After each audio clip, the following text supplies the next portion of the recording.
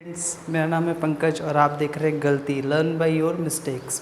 आज हम लोग अपना एक्सरसाइज 8.1 स्टार्ट करने वाले हैं। इससे पहले हम लोग एग्जांपल्स को देखे थे इसके इंट्रोडक्शन में, तो चलिए शुरू करते हैं।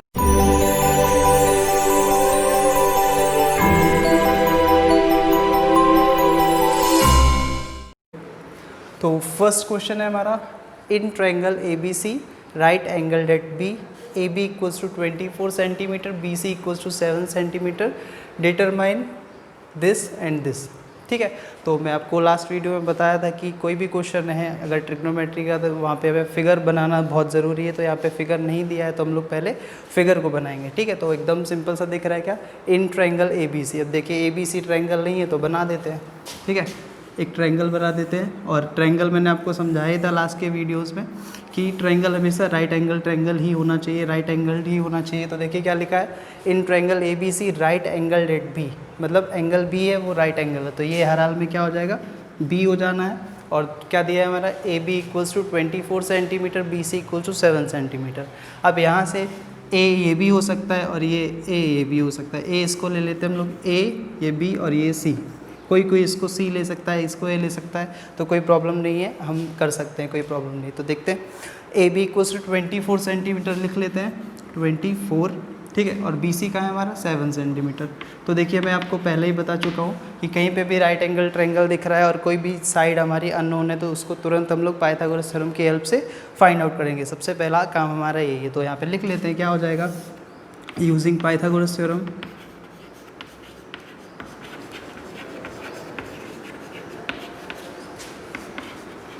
क्या करना है हमें, जानते ही हम लोग इसका स्टेटमेंट क्या होगा, हाइपोटेनस का स्क्वायर मतलब AC का स्क्वायर इक्वल्स टू AB का स्क्वायर प्लस BC का स्क्वायर। तो देखिए AC में फाइंड करना है तो AC square equals to AB हमारा 24 का स्क्वायर प्लस BC हमारा कितना 7 का स्क्वायर। तो यहाँ से AC स्क्वायर इक्वल्स टू 24 का क्या होता है 576 और 7 का 49, तो ये कितना आ जाएगा हमारे पास 625। ठीक है, तो AC स्क्वायर इक्वल्स टू 625, तो AC इक्वल्स टू क्या आ जाना है हमारे पास, AC equals to root of 625। तो रूट ऑफ 625 का मतलब क्या है 25।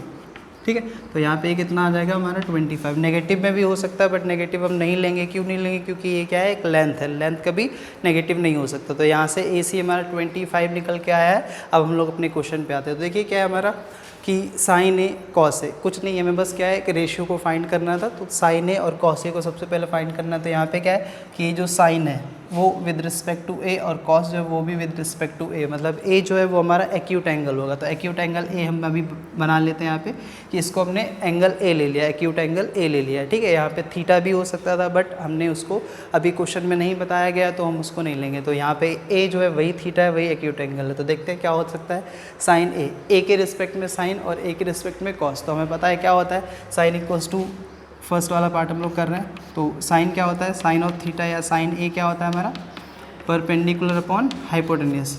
ठीक है, या जिसको हम लोग ऐसा ही बोल देते हैं क्या, ऑपोजिट अपॉन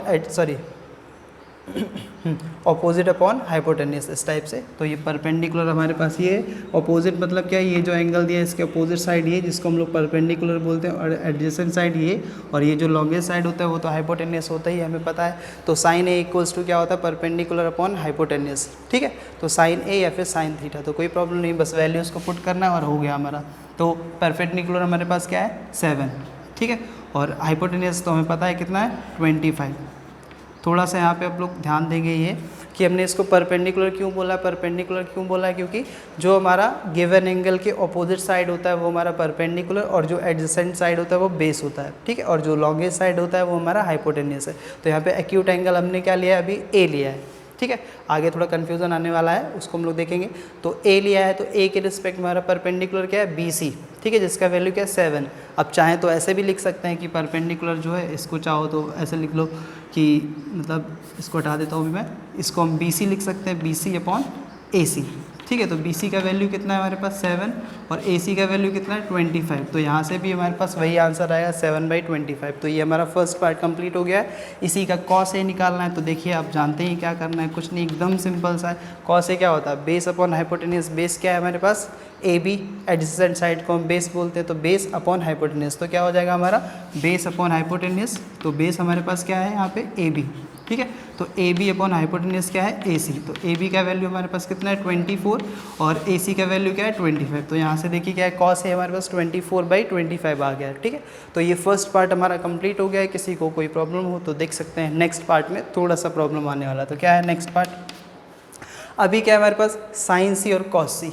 ठीक है, अभी हमें साइन को विद रिस्पेक्ट टू सी और कॉस को with respect to C find करना। तो विद रिस्पेक्ट टू सी का मतलब क्या है कि अभी हमारा जो एक्यूट एंगल है वो सी होने वाला। तो देखिए अभी हम इसको यहाँ से रब कर देते हैं। देखिए पहला वाला क्वेश्चन थोड़ा सा चेंज हो जाएगा। मैं आपको बताया था प्रीवियस वीडियोज़ में कि जो एक्यूट एंगल वो हमारा यहाँ पर भी हो सकता है और यहाँ पर भी हो सकता है। तो देखिए फर्स्ट पार्ट में क्या था, एक्यूट एंगल जनरली वैसे हम लोग यहाँ पे बेस साइड में ही लेते हैं, बट अभी यहाँ पे चेंज कर दिया गया तो उससे कोई प्रॉब्लम नहीं है। अभी हमारा क्या है एक्यूट एंगल ये हो जाएगा। तो अभी ए वाले को हम हटा देते हैं, वैल्यू सारी वही रहेंगे क्योंकि ट्रायंगल हमारा वही है। तो अभी इसको हम हटा देते हैं यहाँ से। तो अभी क्या हो गया हमारे पास एक्यूट एंगल हमने ये ले लिया। ठीक है, तो देखिए क्या एक्यूट एंगल जिधर होता है उसके रिस्पेक्ट में हमारे पास बेस और परपेंडिकुलर चेंज हो जाता है। तो एक्यूट एंगल अगर हमारे पास सी है तो सी के अपोजिट में जो साइड होगा वो क्या परपेंडिकुलर, और सी के जो मतलब एक्यूट एंगल के जो एडजेसेंट में साइड होगा वो क्या होगा, बेस होगा।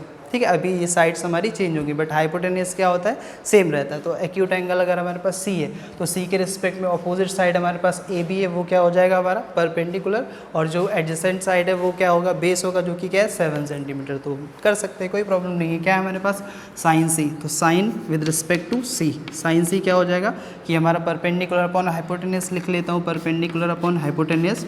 और परपेंडिकुलर इस केस में है क्या हमारे पास, देखिए एक्यूट एंगल के ऑपोजिट में जो साइड होता है वो हमारा क्या होता है परपेंडिकुलर, इसलिए यहाँ पे क्या है ए बी हमारे पास क्या हो गया परपेंडिकुलर हो गया, और हाइपोटेन्यूज हमारा फिक्स है ही क्या ए सी। वैल्यू को पुट कर देते हैं, ए बी क्या है हमारे पास 24 और ए सी क्या है हमारे पास 25। ठीक है, हो गया। नेक्स्ट हमारा कॉस सी, तो कॉस सी क्या होगा हमारे पास, कॉस क्या होता है हमारे पास बेस अपॉन हाइपोटेन्यूज। अब सी के रिस्पेक्ट में बेस क्या है हमारे पास एडजेसेंट साइड, सी एक्यूट एंगल इसके एडजेसेंट में हमारे पास ये साइड है जो कि क्या है बी सी। तो B C equals to B C upon hypotenuse हमारा फिक्स है ए सी। तो बी सी क्या है हमारे पास, बी सी का वैल्यू हमारे पास 7 है और ए सी हमें पता ही है 25। तो these are all trigonometric ratio with respect to A और सी। ठीक है, तो ये हमारे पास जो सॉल्यूशन था वो ये है, आप नोट कर लीजिए। बाकी हम लोग नेक्स्ट क्वेश्चन देखते हैं। ठीक है, तो एंगल के लिए कंफ्यूज होना नहीं है, एकदम सिंपल से मैंने बताया है, आप थोड़ा सा बैक करके भी देख सकते हैं। तो नोट कर लीजिए, हम लोग नेक्स्ट क्वेश्चन करते हैं। अपना नेक्स्ट क्वेश्चन देखते हैं, क्वेश्चन नंबर 2। तो एकदम सिंपल सा, in figure find tan p minus cot r। ठीक है, तो हमें ये क्वेश्चन करना है। तो एकदम सिंपल सा है, क्या करना है हमें कि पहले हमें p के रिस्पेक्ट में tan निकाल लेना है, उसके बाद r के रिस्पेक्ट में cot निकालना है, फिर दोनों को सब्ट्रैक्ट कर देना है। एकदम इजी है। तो देखिए उससे पहले हमें क्या करना है, मैं आपको बताया हूँ कि अगर कोई भी फिगर दिया है, नहीं भी दिया तो बनाना है, और दिया है तो फिर क्या है जो भी अननोन साइड उसमें है उसको हमें सबसे पहले फाइंड करना है। और उसको फाइंड करने के लिए क्या है, ये हमारा पाइथागोरस थ्योरम है। तो जल्दी से कर देते हैं।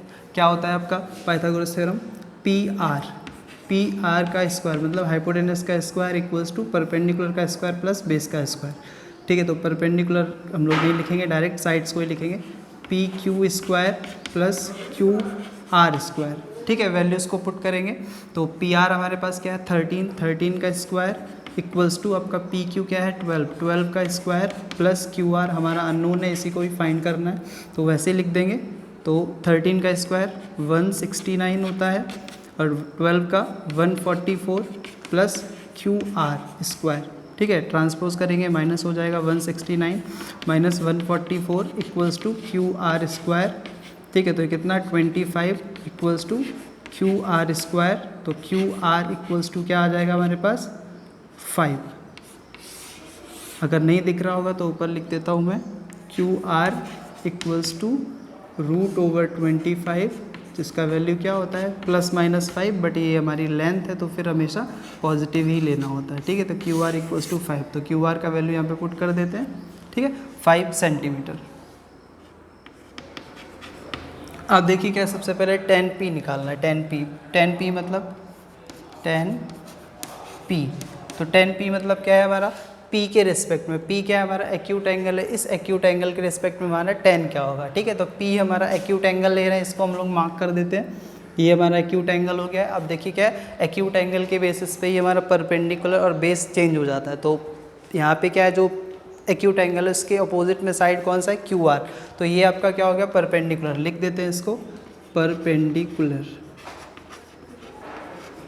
पूरा नहीं लिख रहा हूँ, आप समझ जाएंगे। और जो एडजेसेंट साइड होता है वो क्या होता है, बेस हो जाता है। ठीक है, तो अब देख लेते हैं, एकदम सिंपल सा है क्या, 10p, p के रिस्पेक्ट में हमारे पास 10 क्या होता है हमारा, परपेंडिकुलर अपॉन बेस। तो परपेंडिकुलर यहाँ पे कंप्लीट लिखेंगे, परपेंडिकुलर अपॉन क्या होता है, बेस।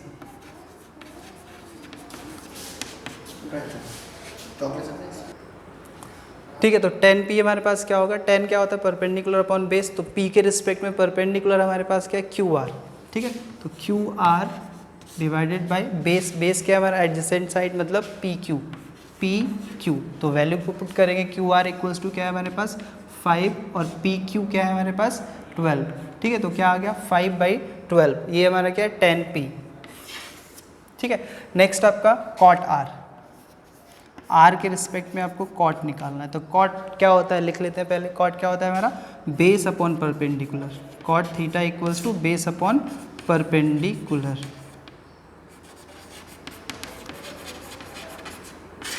ठीक है, तो बेस, अब R के रिस्पेक्ट में, R आपका क्या एक्यूट एंगल है, अभी वहाँ से उसको चेंज करके दूसरी जगह मार्क करना पड़ेगा। इसका काम खत्म हो गया, यहाँ से इसको हटाते हैं। अभी क्या है, R हमारा एक्यूट एंगल, इसके रिस्पेक्ट में क्या होगा, ऑपोजिट साइड ये, तो ये क्या हो जाएगा, परपेंडिकुलर। ये बस आपको बताने के लिए कर रहा हूँ, परपेंडिकुलर। ठीक है, और ये क्या हो जाएगा हमारा बेस। ठीक है, अब देख लेते हैं क्या होता है, बेस कितना है हमारे पास, base QR। QR upon perpendicular क्या है आपका PQ। तो QR का वैल्यू 5 और PQ का वैल्यू 12, तो ये क्या आ गया 5/12। Now subtract. ठीक है, क्या हो जाएगा हमारा 10p माइनस कॉट R।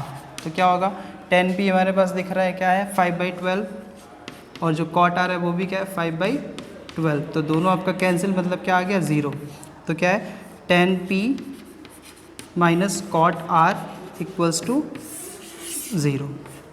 ठीक है, आप कोई प्रॉब्लम हो तो देखिएगा, नोट कर लीजिए, हम लोग आगे बढ़ते हैं। 3 if sine A equals to 3/4 calculate cos A and tan A. अभी देखिए फिगर इसमें दिया नहीं है, बट मैंने पहले से बना दिया था जिससे टाइम बच जाए। तो हम लोग देखते हैं, अगर फिगर नहीं है तो हमें बनाना है, तो वही हम लोग बना रहे थे। तो क्या हो गया, ये हमें क्या करना है, ए के रिस्पेक्ट में लेना है। तो ए हमारा एक्यूट एंगल जब बोला जाए तब फिर हम लोग को चेंज करना है, अगर नहीं बोलते तो जनरली हमारा एक्यूट एंगल ये बेस साइड में ही रहता है। तो ये ए हो गया, ये बी हो गया और ये सी हो गया। ठीक है, तो ए के रिस्पेक्ट में कर रहे हैं तो परपेंडिकुलर क्या होता है, ऑपोजिट साइड। तो ये हमारा परपेंडिकुलर। ठीक है, और ये क्या है हमारा बेस, और जो लॉन्गेस्ट वाला है वो तो हाइपोटेन्यूस होता ही है, हमें पता है।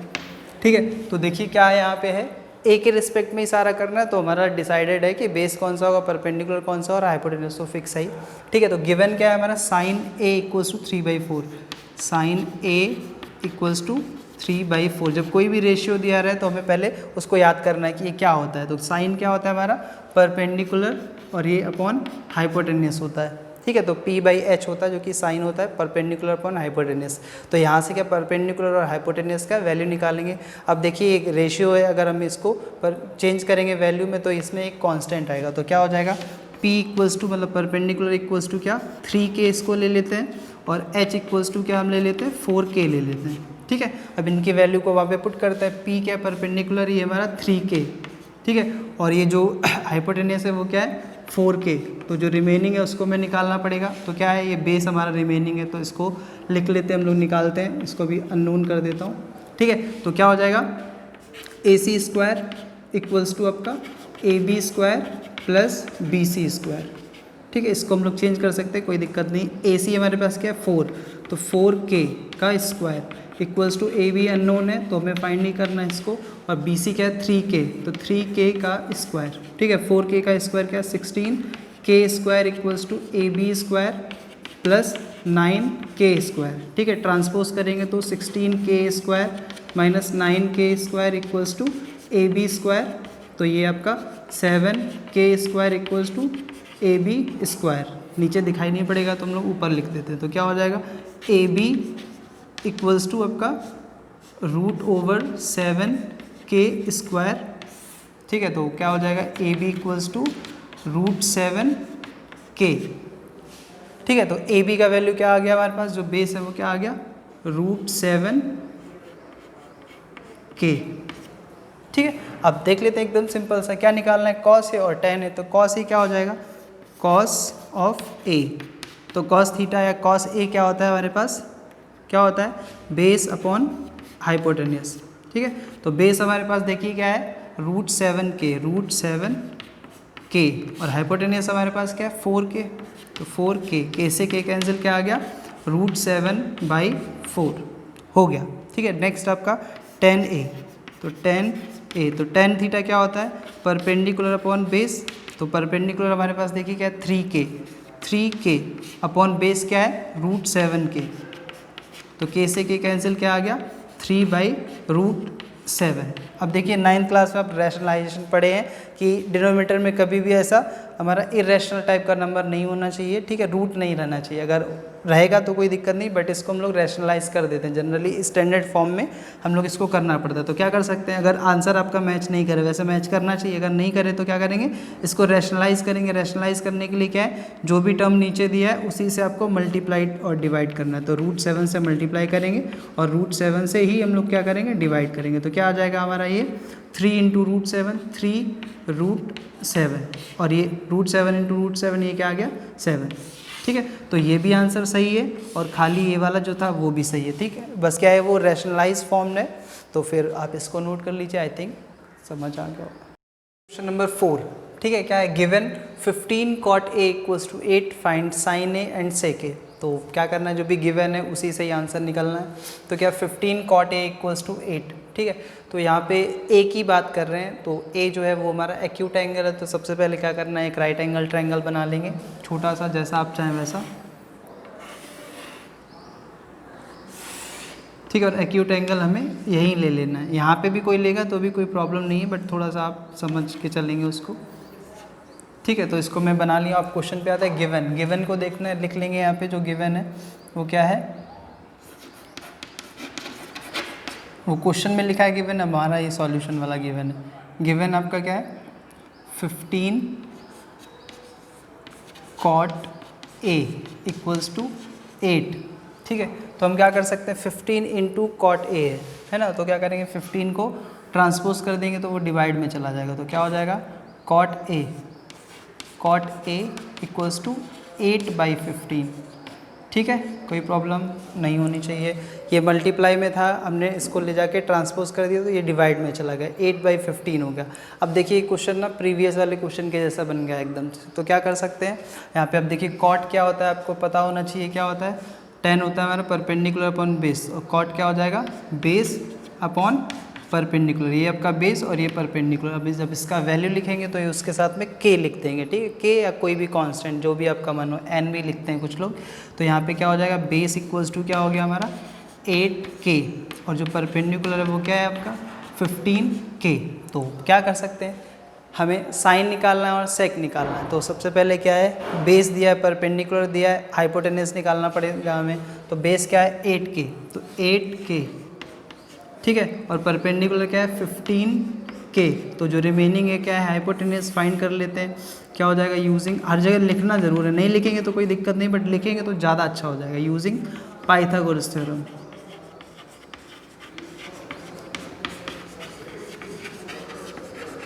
ठीक है, तो क्या हो जाएगा AC जो कि हमारा हाइपोटेन्यूस है, AC square = AB² plus BC square. हमें पता है AC क्या है, हमें फाइंड करना है, AC स्क्वायर = AB क्या है 8k स्क्वायर प्लस BC क्या है हमारा 15k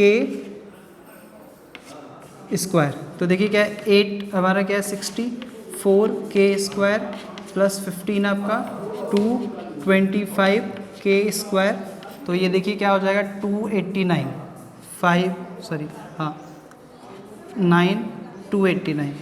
ठीक है, तो AC स्क्वायर AC = 289। तो ये देखिए क्या होता है हमारा, ये आपका 17। ठीक है, तो AC = कितना आ जाएगा 17।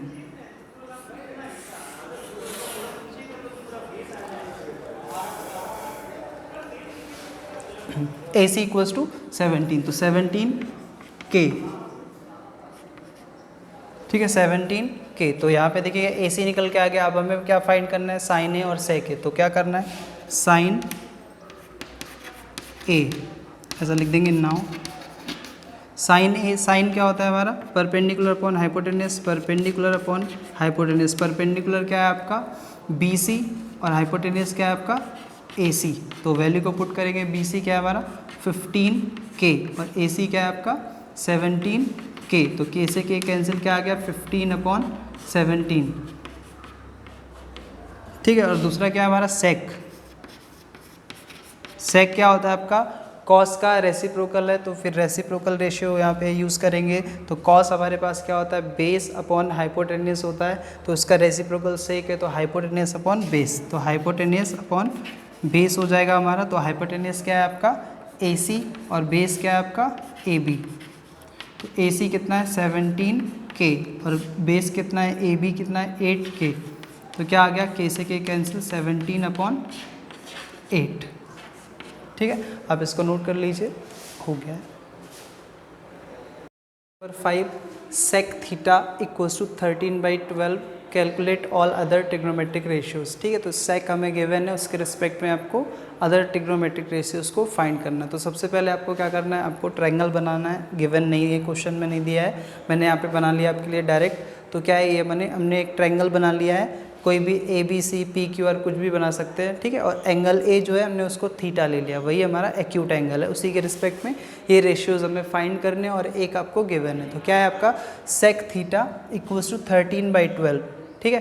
तो हमें पता है सेक थीटा क्या होता है, कॉस का रेसिप्रोकल है, कॉस होता है बेस अपॉन हाइपोटेन्यूस, तो सेक क्या हो जाएगा हाइपोटेन्यूस अपॉन बेस। तो ये वाला हमारा हाइपोटेन्यूस हो जाएगा और ये आपका बेस हो जाएगा।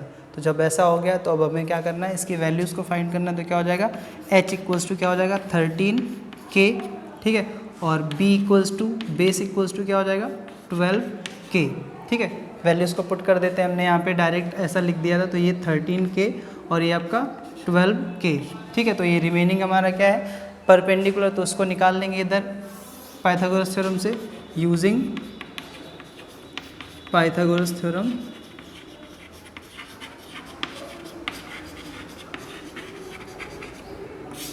क्या हो जाएगा आपका AC square equals to AB square plus BC square. तो AC क्या है आपका 13K square equals to AB क्या है हमारा 12K square plus BC square. तो 13 का स्क्वायर क्या होता है 169 और ये K स्क्वायर इक्वल्स टू 12 आपका 144K square plus BC square. Transpose करेंगे तो 169K square minus 144K square equals to BC square. तो माइनस करने पे ये क्या आ जाएगा 25K square equals to BC square. नीचे दिखेगा नहीं तो ऊपर लिख देते हैं इसको, BC इक्वल्स टू क्या हो जाएगा √25K स्क्वायर, ठीक है। तो BC इक्वल्स टू क्या हो जाएगा 25 और K स्क्वायर, तो क्या आ गया 5K। तो ये जो हमारा है वो क्या हो गया 5K। अब देख लीजिए कोई प्रॉब्लम नहीं, सेक दिया है, बाकी सबको लिख लेते हैं। साइन थीटा, दूसरा आपका कॉस थीटा, यहाँ पे टेन थीटा, ठीक है। और यहाँ पे साइन का कोसेक थीटा, ठीक है। कॉस का सेक तो दिया ही है, टेन का हमें कॉट निकालना है, कॉट थीटा, ठीक है। तो साइन थीटा क्या होता है आपका perpendicular upon hypotenuse P upon H। तो P हमारे पास देखिए क्या है 5K अपॉन क्या है हमारा H कितना है 13, तो 13K। तो K से K कैंसिल, क्या आ गया 5/13, ठीक है। अब ये 13 तो कॉसेक क्या होता है इसी का रेसिप्रोकल होता है। वैसे तो डायरेक्ट हम 13/5 लिख सकते हैं, बट हम अपना रेशियो के अकॉर्डिंग करते हैं। कॉसेक क्या होता है साइन का रेसिप्रोकल, साइन है हमारा परपेंडिकुलर अपॉन हाइपोटेन्यूस, तो कॉसेक क्या हो जाएगा हाइपोटेन्यूस अपॉन परपेंडिकुलर, तो H अपॉन P। तो H हमारे पास देखिएगा 13K, ठीक है। और P क्या है हमारा 5K। तो K से K कैंसिल, क्या आ गया आपका 13/5,